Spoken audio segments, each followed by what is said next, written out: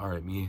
It is the 22nd of March, and I'm back in the theater recording for Closing Time by Joseph Heller, which is fun because I think the other time I recorded in here was for Catch-22. But Closing Time is the sequel to Catch-22. It features a good number of the same characters that we see in Catch-22, the big one being Yossarian, but certainly a lot of what we would consider to be side characters or smaller characters in 22 are then featured heavily in Closing Time here. I'm also sick. I'm also dying here. But yes.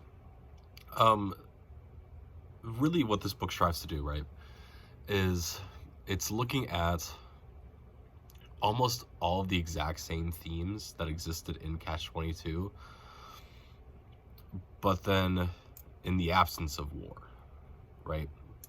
Because Catch-22 is based around World War II and the policies and procedures that exist at the time, and what does it mean to be a soldier, and how do we survive and whatnot, and what does it mean to be a human. This Closing Time takes place in the early 1990s, right? We have defeated the USSR, right? The USSR has fallen, and America doesn't have this great enemy anymore. As sports writer John Boyce, I think it was John Boyce that put it this way, but the 90s were a wild time, right? We all just kind of went crazy. And so you're dealing with a lot of these same themes, except instead of it being in sort of this more rigid structure that's a little bit easier to at least conceptualize and wrap your head around, you're trying to wrap your head around the fact that the absence of anything has then causing all these same issues, right? Which then, of course, the complete absence of enemies and something to fight against then creates this great need to create an enemy and have an enemy to fight against, which then becomes everyone, which leads to the very end of the novel, in which, you know, the entirety of the world happens and is destroyed. Closing Time also focuses a great deal on this struggle that exists between socialism and capitalism, and how the economy works and how money works, right? And this is one of those things that, like, I think it's lost on a lot of people when they talk about, like, the golden age of America and things like that, right? Is that a lot of what we consider the golden age of America is built on the foundations of socialist policies, right? Of having these safety nets, of companies providing safety nets, as well as government providing safety nets and creating these safety nets, government providing education, so that, you know, 51% of people at one point were going to college on a free education provided by the government, right? All these things are happening, but then what happens is, right, is then they say, well, I don't want to pay for that anymore. And so they just cut funding and cut taxes and cut whatever. And so you have this really weird thing in which you have all these people that have benefited greatly from socialist concepts and socialist ideals, and then are then living in this prototypical capitalist world in which, right, they're now no longer having to worry about, like, paying towards the common good, right? Now they have all these things that were given to them, and then they get to enjoy them for themselves, right? We also see kind of this appear a lot because we talk a lot about Coney Island. It's one of those things that is constantly brought up in this book, and as described, right, as Lou Rabinowitz is growing up, right? It's, you know, everyone's poor, no one has money, and therefore, because of that, there's jobs everywhere for everyone, because the economy is constantly rotating over and over and over again. But then when he grows up and he's like still owns all these same pieces of land, and like he's comparing the area now to what it was when he was growing up, well, now all of a sudden there's so much money there that all the money is stagnant because, right, they don't have to pay for these things anymore, right? It just is given to them, right? And so you have this weird thing of economic stagnation that occurs, but only once things have become wealthy, right? Yeah, right. And then, of course, the other big thing regarding the economy is constant reference to this wedding that's occurring, right? The Yossarian is planning for a good old Milo Minderbinder, or M2, I should say, because it's a junior, and then Maxon, right? Which is just like this entire concept of two of the richest people in the world getting married together and combining assets in that way. And what they do is they take this horribly wretched, terrible place that no one would want to be in the Port Authority bus transit, I think. Bus terminal, maybe that's what PABT stands for. I can't remember off the top of my head. And they turn it into this huge wedding venue, right? And it's one of these things. And then they also, what they end up doing is they force everyone out, right? All of the homeless that are living there, and all of the prostitution and all of that, those things, they are forced out, and they hire actors to then come in and play and do the exact same thing, which is one of those things of, right, where it's like we have this incredible excess and grandeur of money, but then we refuse to actually support the people that don't have it, right? Instead, we would rather have actors play them and pay the actors to do the same thing, right? Because now, all of a sudden, even though they're doing the exact same thing, they're providing a service to this spectacle, right? Rather than, just having to exist in this way. Right, and just the absolute excess and grandeur that exists within times of poverty, right? I mean, it happened in the Gilded Age, right? Arguably the mid 2000s and late 2000s was the second Gilded Age in a lot of ways. I should say 2010s, right? And now we're kind of entering this thing where, like, there was the whole thing probably a year ago now, where it was just like the entire point of some Instagram posts was just to flex that you had, an excess amount of fruit, right? So yeah, right. But it's just one of those things in which, in a society where you have to create value, right, in order to be deemed worthy of being alive and being treated like a human being, then, right, we land in this situation. So yeah. We also run into an issue and talk about politics in terms of what happens when we stop caring about our politicians because they don't care about us, right? It's something that gets discussed by Yossarian, by Sam Singer, and by Lou Rabinowitz at various points, which is that they stopped voting and they just stopped caring about presidential elections because to them it was always, well, it's just some prick that got in there that I don't like, right? Even if they did vote for them to begin with.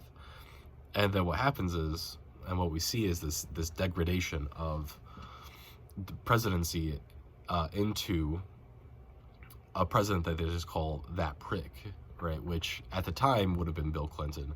However, I don't remember exactly when this was written and when this was published in reference to that election, right? But you know, you're looking at this entire concept being that, like, hey, you know, because we stopped caring about the presidency, then all of a sudden it no longer matters.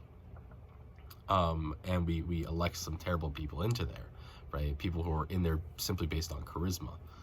And this is because, right, and the reason they stopped voting, I should say, is because as we learn throughout this, right, Sammy Singer and Lou, and then Sammy eventually kind of falls into this, but was in Dresden with Kurt Vonnegut's character in Slaughterhouse-5, right? And so Lou Rabinowitz is an American military officer who then gets bombed to hell by American troops, right? Because in a lot of eyes, right, the singularity of the person does not matter, right? What matters is the greater overall victory. And so by having been bombed by his own country, Lou is then completely out of it when it comes to politics. This kind of eventually spreads to both Yossarian and to Sammy, right, where there's the inherent belief, which I think is a very accurate belief, that like things would have happened the same way if I wasn't there, right? Because I'm just a singular individual within the cog. They would have found someone to replace me, and the exact same thing would have happened, right? But as discussed with Catch-22, and then as thought about in Closing Time, if everyone were to think this way, then nothing gets done, right? And so the cogs in the wheel have to exist in some way or another, and we have to inherently believe that we are making individual success, and we're making individual gains in our own society to then make the wheels of the world turn, right? Yeah.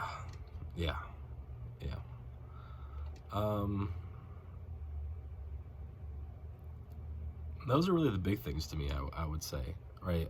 The book still questions a lot about what does it mean to be alive, what does it mean to be a person, right? What does it mean to want to do things?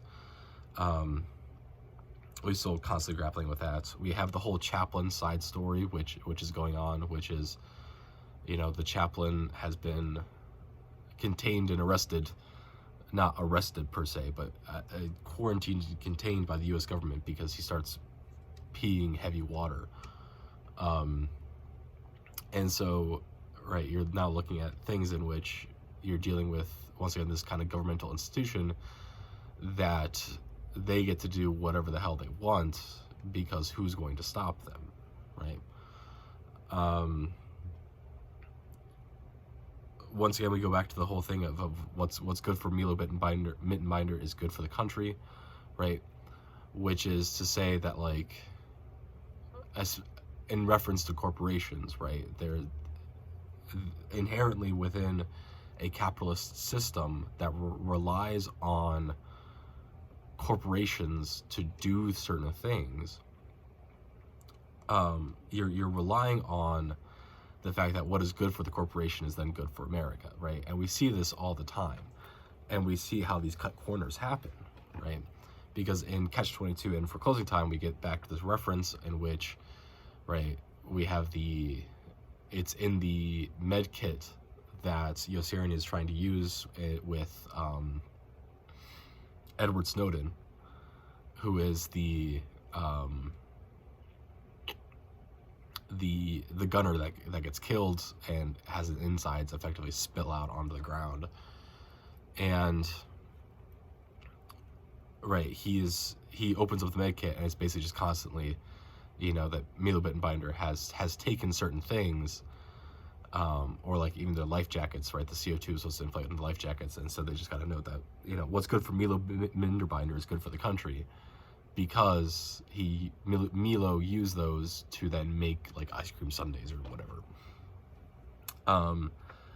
But then we kind of get this ongoing thing in this one, right? In which, right, whatever the Minderbinder company M&M decides to do inherently has to be good and has to be accepted for the country, right? even though what they do is objectively terrible things, right? But we see this all the time, right? We have the corporations that are too big to fail, right? It's not because they're actually too big to fail, but it's because if they were to fail, right, then the U.S. economy actually would collapse in a way that would be unprecedented, right? And so these companies have to be protected and have to survive in the eyes of economists, right? But then what that means is, well, they get to do whatever the fuck they want because they're too big to fail, right? So, I mean, we had this, it happens with Boeing all the goddamn time, right? Boeing as this huge American institution is a company that we constantly bail out, and we allow them to effectively govern themselves when it comes to safety regulations, right? We just kind of let that happen, right? Which is then why we have things happen like doors being blown out, or the Supermaxes that failed spectacularly and things like that, right? Where there were systems that just existed that they didn't tell anyone about, right? It happens with even companies like Walmart and things like that, right? Where it's like, because they are such a huge employer of the American public, right? Of those not in the private sector, right? They get to do whatever they want, right? Without really any repercussions, right? Which is why they get to price gouge in a way that like is unheard of, right? Where they get to drop prices in small towns to such a hugely low level that like there's no sense to shop anywhere else. And then as soon as all the small stores close in the area, well, then you just jack the prices back up. But then who's gonna stop you, right? Right. It's just one of those constant things that we're constantly dealing with as an American society that is at this point dealing with the fact that corporations now have to have and act as their own governments, right? But yeah, all right. That is closing time, right? The invention of our own enemies, which then leads to destruction, right? That's Joseph Heller's Closing Time, sequel to Catch-22.